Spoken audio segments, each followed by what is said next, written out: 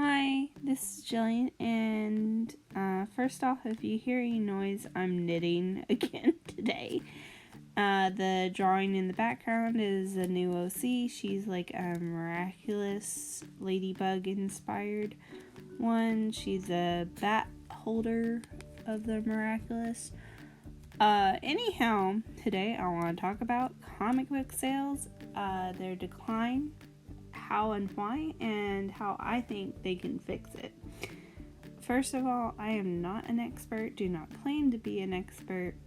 I will share down below some of the articles that I read to get a little bit more knowledgeable about it, but I was more or less knowledgeable about before. I just wanted to have more, I guess, concrete evidence of it. And I am more of a manga fan, which makes me more of a weeb. But I do like Western media as well.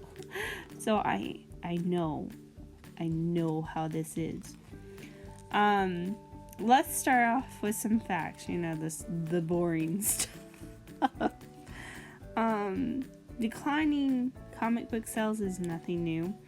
It's been going on for over 10 years now. Manga sales have been outdoing them for quite some time.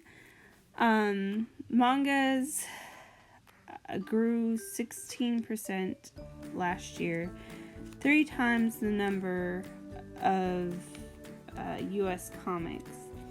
In terms of comic book sales in the market, superhero comics are about 10%, kid-oriented is 41%, mangas are 28%. Why do I think this is? Why do I think mangas are outselling Western comics? I think there's a bunch of reasons for this. First of all, American comics are kind of old-fashioned. And part of that is to do with the length or running time period or the lifespan of them. Sometimes they take forever. Or like Superman, how old is this superhero? I know he gets reincarnated every now and again, but he's been going on for some time. Same thing for Batman and the Flash and every other superhero out there, including the Marvel characters. Spider-Man is getting up there if you look at the original. Whereas mangas, typically, their lifespan is much shorter. The average length of running time period, or the lifespan of a manga, is 5 years, which makes them feel newer, fresher. As a result of this short lifespan, they are typically ran by the same author, so there's more of a quality control. Whereas Batman, even in the same freaking series, like let's say, I'm not as familiar with the American comic books, but let's say Batman had a series called Dark Knight, which I'm sure there is at least one of those called Dark Knight. Let's say there's 50 of them. You'll have 5 or 6 different authors of that same series for that superhero. And if you take Batman in his entirety of running time, he's been authored by a gazillion voices. And I'm not saying that's not good, and I'm not saying it can't work. But at least have the same author for the same freaking series. Alternate universe. Have it written by the same guy or girl. We're equal opportunists here. And that quality control in mangas, like, I'm reading one right now called Captive Hearts. There are 5. It's a little bit older. I'm liking Captive Hearts enough that the author of this series, they have apparently written another one called Vampire Night that's at least 12 volumes long. I'm not positive exactly how long it is, but it's making me want to go read Vampire Night after I get finished with Captive Hearts. I actively look for stuff that's written by Clamp. It's not that Clamp's writing is that good. I like their artwork. Their artwork is beautiful. It's always on point. Their writing is more typically childish and not as well put together, in my personal opinion. I still love Clamp, just not their writing. Host Club, it was all written by the same person. The artwork is consistent. The writing is consistent. Fans of that series is guaranteed to have it be what they signed up for initially. Dragon Ball, Dragon Ball Z, and Dragon Ball Super, I believe. All written by the same guy. I'm not sure about Super, but I know Dragon Ball Z and Dragon Ball were written by the same person. And he's written one other series, and I can't think of what that series is called. But again, if you picked up one of his books, you're probably gonna like the other ones. The woman who wrote Rama 1.5, she's done several different series, including Rama 1.5 and Inuyasha. And there seems like there's 1 or 2 other ones. If you like one, you're probably gonna like the other ones. And even if you don't like Inuyasha, you might like Rama because it's a different category. There's less of them. So you might look at her Rama 1.5 and go, yeah, that's pretty good. I think mangas have an advantage over comics too by the diversity in subject.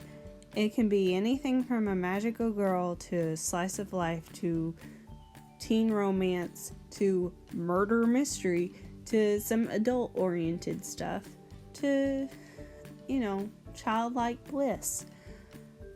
And I think American comic books need to diversify a little bit.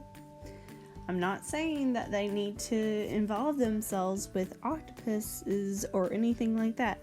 They need to have more diversity, more slice of lives. Those is like one of the biggest categories in mangas.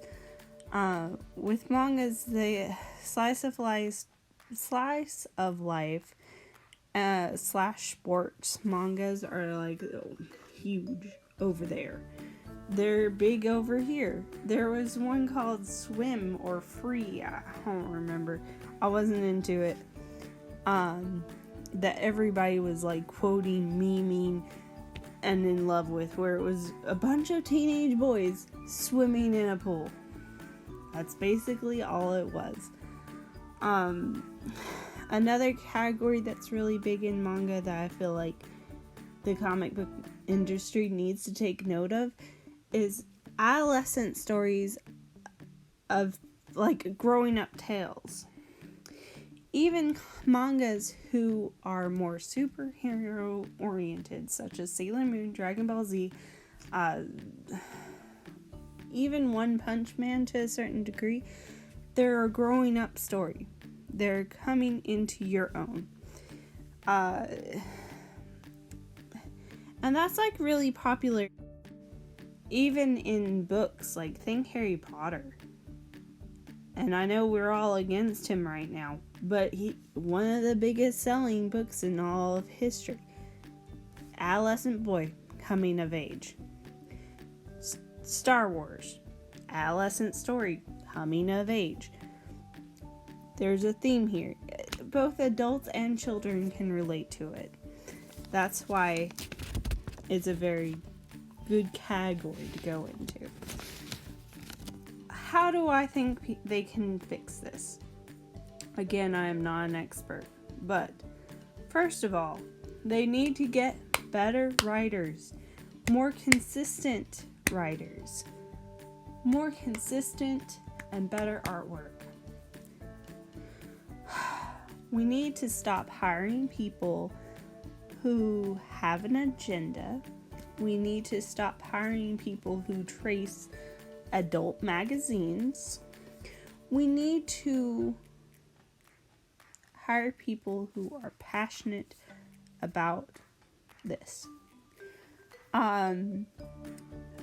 Something else that I think might help them is to have them more like paperbacks, more like what mangas are. Right now, comics are more magazine-y, which makes them feel cheaper. If I'm gonna pay $10 freaking for it, I want to feel like it's $10 worth of book. You can also do like collector editions where it's hard copies, mostly like for classics or bestsellers.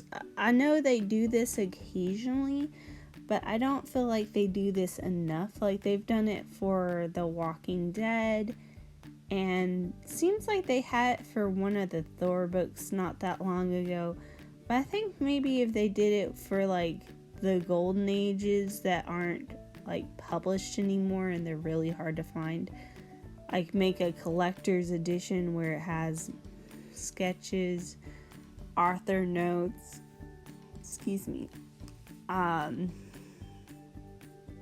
maybe artwork you've never seen before type of thing, and put it in a hard copy and sell it for I don't know, $100. And these hard copies have most of the volumes in them, or a certain amount of the volumes in them. I think those would potentially do well, particularly on the internet, but who knows? Maybe they've already tried this. If you know more about the subject, feel free to share down in the comments below. And if you enjoyed this video, please like, subscribe, give me a comment. Anyway, I hope you enjoyed me rambling on for God only knows how long. And I hope you have a good one. Bye.